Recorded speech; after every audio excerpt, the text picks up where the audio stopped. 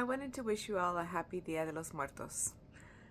November 1st starts Dia de los Inocentes, which is the day that we grieve the babies and the children who have died.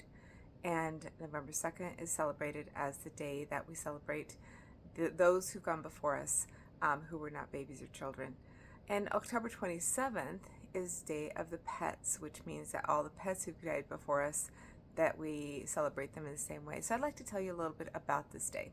Now, when I grew up, I was in a very strong, strict, conservative, evangelical denomination, and if it wasn't of their group, if it wasn't of their type of celebrations, that it was considered evil. And that's so, I completely disagree now. I think there's a lot of different ways of having celebrations that are meaningful, and what we're looking for is meaning. Now, Dia de los Muertos started about 3,000 years ago with the Aztecs. They wanted to honor the dead one day, 1 week per year, and their way of honoring it was different than just going to the cemetery. So now the way it is celebrated is that there's a place where pictures and mementos and memories of that person are placed, and then before them you can place things that they loved. So right now I've got several people who have died fairly recently in my life, and I've got a couple pets who died in the last 2 years. So in Ladybugs, and she's in my book, Ladybug, she liked birdseed. I know it's weird. We were always trying to keep her away from the birdseed from the bird feeder outside, and so we gave her a little dish of birdseed. And Boo Boo, he liked to eat paper. Yes, I know it's not healthy, but he's dead, so it doesn't matter. So he has a little wad of paper in front of him. So every time that we look at those pictures, we cry because it's very sad, and we know that they love those things. But I want you to think about Dia de los Muertos with all those people that you love that have gone before you. Death is a normal part of life, and that is something that the Aztecs celebrated, that death is a normal part of life. This is very un-American. In America, we tend to be very sanitized from death, but the reality is we're all going to die. And so how do we want our loved ones to remember us? And we want to just honor those who went before. Now let me tell you a few elements of Dia de los Muertos. So like I told you in the last video, La Catrina doll was first drawn in 1911 by Jose Guadalupe Posada, and then she was given a body, and here's my little Maria Conchita Íñigo Montoya Soledad de la Paz.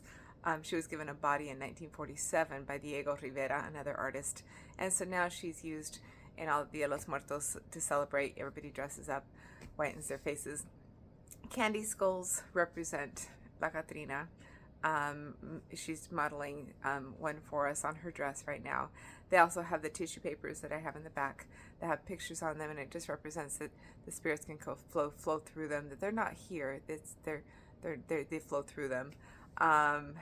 There's marigolds, there's Pan de los Muertos. Marigolds are supposed to guide the spirits towards the celebration. If you've ever seen the movie Coco, that kind of depicts the whole thing. I love that movie so much. But the whole concept is, a lot of folks who are not familiar with the festivities will say, that doesn't really happen. We don't know what happens in the afterlife.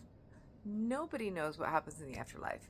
Certain people have faith that certain things are going to happen, but we really don't know until it happens. And so it could be nothing happens. It could be that the spirits are around us for a very long time. We're going to find out.